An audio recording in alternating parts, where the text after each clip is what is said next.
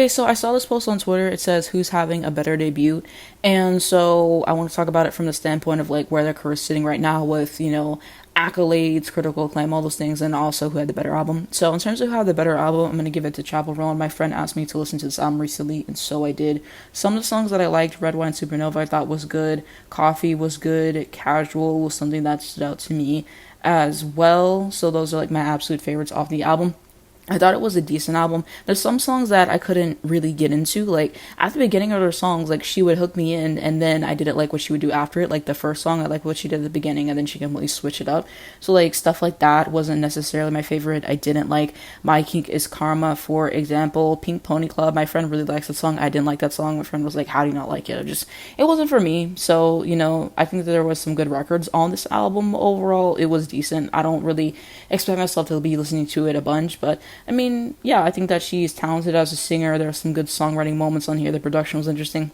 I agree with someone saying that she's kind of harkening back to the 80s and that style, and I can definitely appreciate that. I think she has talent, nothing against her really, so I think that she had the better album for me. In terms of Tyla's album, I just re-listened to it today for this video.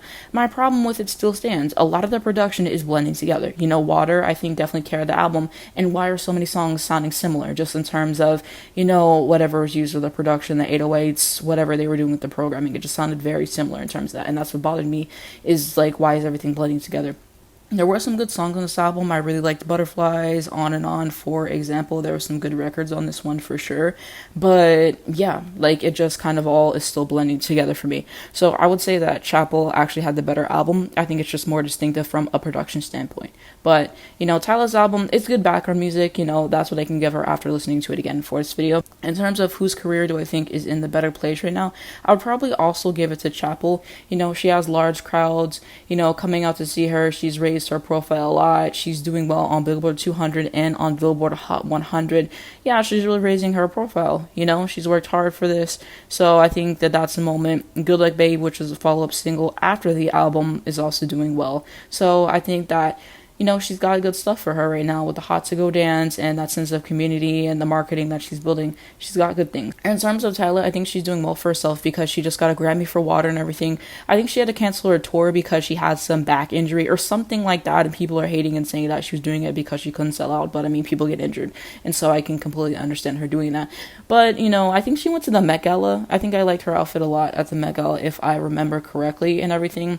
And yeah, I think that her career is in a good place right now. Hopefully she can recover from that and eventually tour, but I think both of them are doing good things. But I would give it to Chappell for the better album and for just the better debut era in large at this moment, because for her album, I think it was released last year, and like now it's really popping off. So you can define it how you want, but that's what I think.